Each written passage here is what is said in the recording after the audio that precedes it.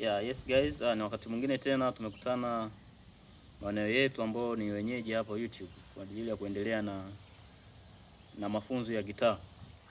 Last time tulijifunza key C. Tukamaliza namba zake zote. Kwa ni wakati mwingine ambapo Mungu ametupa fursa kwa ajili ya kuendelea kujifunza gitaa yetu kwenye freti zote na string zote, lakini pia kuangalia kwenye kila key namba zake zilizoko ndani yake ili za kutambua namba zake zinazopatikana humo ndani. Kwa sababu tulijifunza C major, nikamwambia kwamba key inayofuata ni D major. Sasa tutaangalia D major tunaipata wapi? Kama namba moja ya D.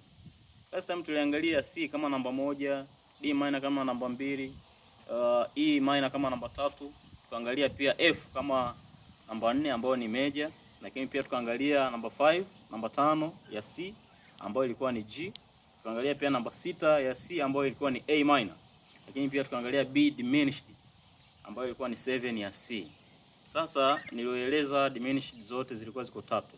Sitaweza kurudia huko. Kama ukuweza kuvisit hiyo hapo, basi unaweza ukaview video ambayo ilikuwa inahusu mafunzo ya C major. Sasa leo tumepata fursa kujifunza tena D. D tunaipata wapi kwenye gitaa? Kwenye gitaa yetu hapa ni sehemu nyingi ambayo unaweza kuipata D major. Kwa hiyo nitaanza sehemu ya kwanza. Mara nyingi wapigaji wengi wanapiga major hii.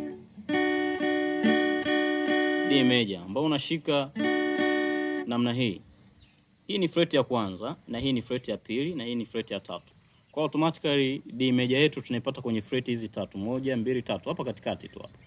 Kwa ya kwanza, kidole cha kwanza kinashika uzi wa kwanza, fret ya pili. Kidole kingine kitashika uzi wa tatu, fret ya pili, na kidole kingine kitashika uzi wa pili, fret ya tatu, ambao tunaishika namna hii. Hii inakuwa ni D major. Hapa na hapa, hii ni D major. Lakini pia sehemu nyingine ambayo unaweza kuipata D major ni wapi? Automatically kuna mshiko aina nyingi. Kuna C, kuna mshiko unaitwa C, kuna mshiko unaitwa I, kuna mshiko unaitwa V. Kwa kwenye mshiko wa I tunaweza tukapata D, sehemu nyingine ambayo ni hapa. Ukishika tu hivi unakuwa umeshika D major. Unaweza kuona jinsi ina sound kwa namna ambayo inafanana. Kwa hii nayo ni D major. Namna hii. Ambayo nafikiri mzunguko wake ni ule ule kwenye namba ambazo tutajifunza kwamba namba moja ni D.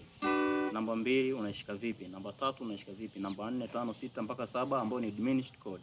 Bado unarudi kwenye moja hiyo hiyo. Okay, hii ni D major, hii ni D major, lakini pia kuna mshiko mwingine ambao tunashika namna hii. Hii ni A. Namba 4 yake ni hii ambayo tayari tumeizungumzia. Kwa hiyo tunaweza tukashika hivi. Hii ni D major. Ambayo ni sawa na hii. Ambayo ni sawa na hii. Kwa unaweza kushika namna hii. Okay, kidole hichi kinashika fret ya 5, 1 2 3 4 5, kinashika nyuzi zote hizi. Lakini pia vidole hivi vitatu vinashika nyuzi ya fret ya 7, uzi wa pili, wa tatu na wa 4. Vidole hivi vitatu vinashika uzi wa pili, wa tatu na wa 4 kutoka chini. Fret ya 7. 1 2 3